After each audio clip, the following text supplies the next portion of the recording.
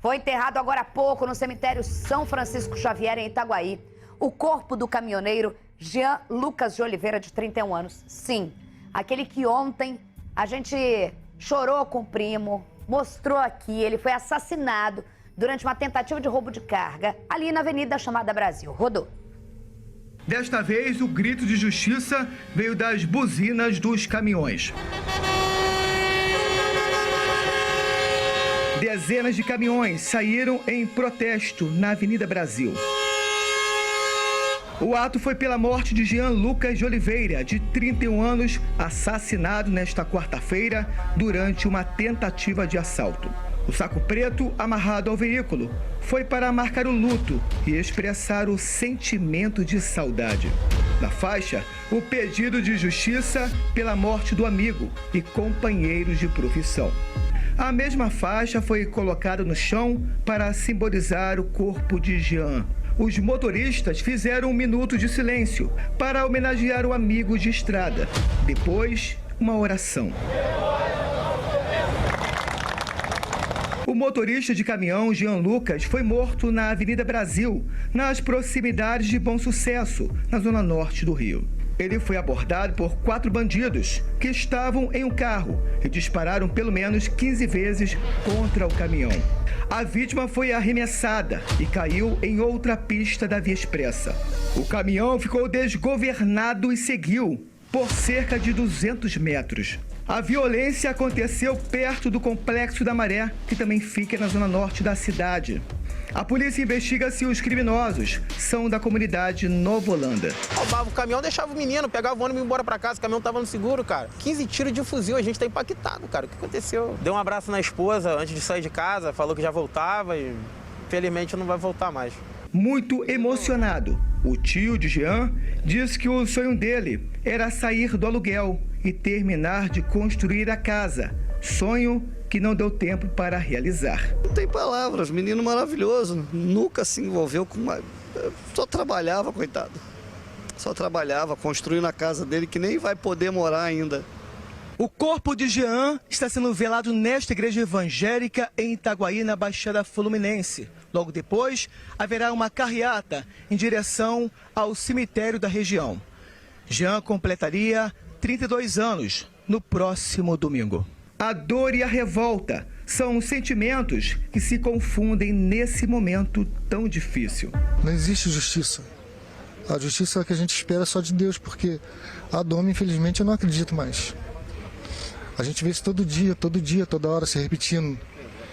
Então, não existe justiça no Brasil. A despedida do filho, pai, marido, foi marcada por muita emoção. Ele abriu a janela da sala e falou: tchau, mãe. Só isso. Uma despedida. Só isso. Sem palavras, cara. Ele era como um irmão pra mim. Amigo, muito amigo ele. Cara bom, não tem explicação. Infelizmente a gente, como caminhoneiro, a gente tá sendo muito maltratado no Rio, em qualquer lugar, principalmente no Rio de Janeiro. Por causa da violência. Não tem dia, não tem hora, não tem local. Tá difícil demais. A palavra escrita no para-brisa do caminhão resume o desejo de toda a sociedade, que sabe que a paz é o caminho para acabar com tanta violência. E a questão da morte do Jean pega de forma muito pesada a história de que qualquer morte tem que ser lamentada e tem seus parentes, né? Ninguém é sozinho, né? Mesmo que fosse um ser humano, uma morte violenta como essa, e você fica num contexto que ontem a gente ficou muito sensibilizado, principalmente que a gente está falando de uma morte violenta, de um cara trabalhando, lutando para trabalhar numa classe que é tão detonada, né? Os combustíveis altos, tem que fazer 1000 viagens. Eu falei isso aqui, a gente sabe da realidade, para conseguir o lucro. E o bandido armado, né? E aí o bandido ataca, assalta, e aí, além de ser trabalhador, jovem, aí você vai, o repórter vai contar a história, aí você sabe que é o marido de alguém, o filho de alguém, aí você começa a ver as histórias, você começa a ouvir a dor das pessoas. Ouvir a dor não é só em palavras. ouvir a dor, principalmente num local como esse, que eu vou chamar o Jackson Silva agora, é ouvir o choro, o desespero, a despedida, a dor.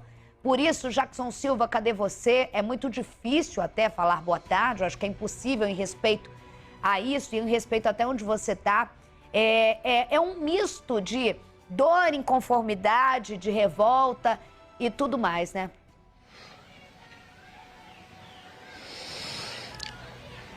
Isabelle, para quem está assistindo ao SBT Rio, difícil desejar uma boa tarde nesse momento, uma família chorando, revoltada. Infelizmente, Jean foi mais uma vítima da violência no Rio de Janeiro. Mais cedo acompanhei o velório da família, que foi uma igreja aqui evangélica. Quando Jean, o corpo dele chegou nesta igreja, a mãe de Jean e a esposa dele abraçaram o caixão pedindo para que ele voltasse. Uma dor muito grande, muito grande. Ele foi enterrado há pouco aqui no cemitério de Itaguaí, na Baixada Fluminense. Eu estou aqui com parentes e amigos que vão falar com você, tá? Vamos começar falando com o Rafael, que falou com a gente ontem. Rafael, meus sentimentos mais uma vez, uma despedida. E a imagem dele vai ficar para sempre. Olha só, Isabelle, todos abraçados. É uma homenagem, né, ao nosso amigo, né, ao Jean. E fica esse abraço, né, e a saudade. A saudade que vai ficar dele é imensurável. O Jean deixa aqui hoje um legado. É só essa palavra, é um legado. Um menino tão novo que deixou um aprendizado para todo mundo, né? Uma família que me acolheu. Sou casado com a prima dele. Esse aqui é o tio dele, caminhoneiro. Veio do Goiás ontem com caminhão. Esse aqui é o outro tio dele. Os primos, parentes, amigos. O tio dele ali, todo mundo aqui desconsolado com essa tragédia que aconteceu. É uma coisa que você não tem, eu com palavras, e nenhum de nós temos como explicar aqui com palavras o que o Jean era para todos nós aqui. Um espelho de homem trabalhador, honesto, cara de família, entendeu? Botava sempre a família em primeiro lugar. Um cara que sempre estava pronto para te ajudar em qualquer momento. O Jean é um homem sem defeito. A gente costumava falar entre amigos que quem não gostava do Jean não gostava de ninguém mais. Porque ele era um cara que... Eu era a mesma idade dele, eu tinha ele como um espelho para mim. Eu olhava as atitudes dele e falava, nossa, eu amo esse cara. E todos nós aqui, ó. Isso aqui é um abraço que a gente queria estar dando nele nesse momento. Nesse momento. Nunca teve um cortejo desse tamanho, dessa importância. A cidade... Hoje eu nunca vi em Itaguaí. Isabelle, são centenas de pessoas, parentes e amigos, né, se despedindo de Jean. E há uma mobilização também em vários pontos do Brasil, né? Em todo lugar do Brasil, do estado. O Itaguaí hoje parou. O Itaguaí parou.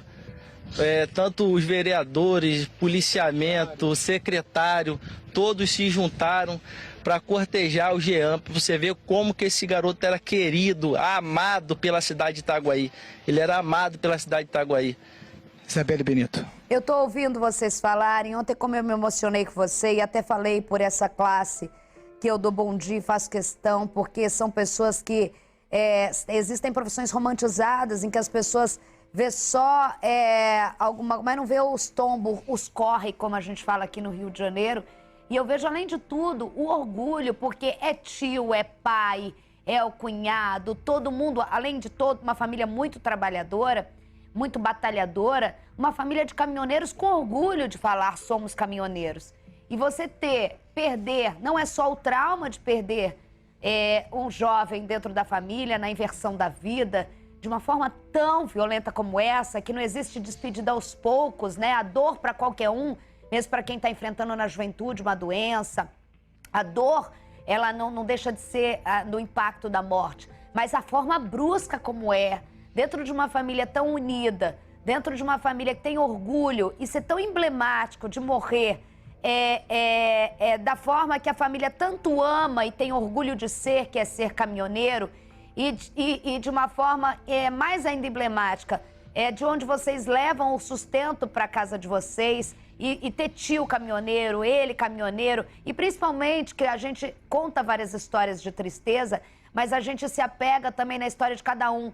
Um cara tão jovem, sempre tão leve. É o primo que dá entrevista, é o amigo que dá entrevista, um cara que trazia. Então, o buraco quando se vai alguém jovem ou mais velho, é óbvio que é grande, mas existem pessoas, né, gente, que parece que ocupam um lugar muito maior em todo mundo, né? E o caso dele me parece muito isso. Sim, eu já era uma pessoa de uma extrema doçura, que todos que se aproximavam dele se apaixonavam por ele, não conseguiam mais esconder a amizade e o respeito que tinham por ele. É um garoto, assim como o Rafael acabou de relatar, com um coração imenso e um carisma imensurável que a gente, na verdade, nem tínhamos noção do tamanho que era. Meu sobrinho querido, que eu fui buscar no hospital quando nasceu e estou trazendo hoje, infelizmente, para estar sendo sepultado. E aí eu faço uma pergunta para o país, para o Brasil inteiro: por que isso? Por que essa violência? Por que essa brutalidade? Qual o objetivo disso? Tomar uma cervejinha e comer um churrasco no fim de semana? Esse é o objetivo? Quanto é que custa um fuzil?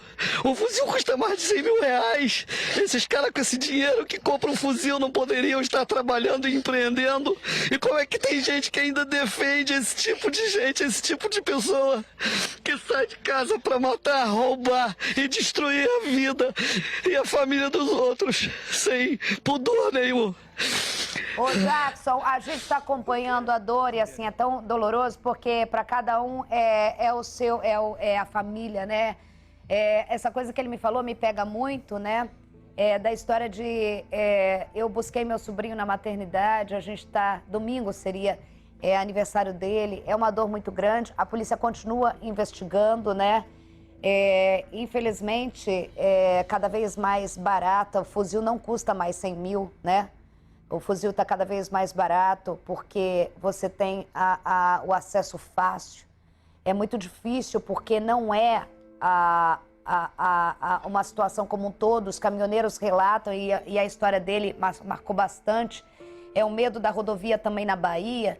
É o medo da rodovia aqui, é uma vida tensa, de uma classe trabalhadora muito guerreira, né? Muito guerreira, que muitas vezes fica longe da família e tem que virar para conseguir dinheiro.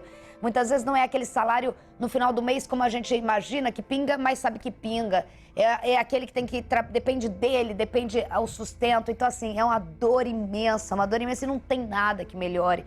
Não tem remédio que melhore, é o tempo. E quando falam o tempo e quando você tá no olho do furacão, parece que nunca vai acontecer. Obrigada, família, nesse momento de dor, uma família unida demais, né, gente? Unida demais.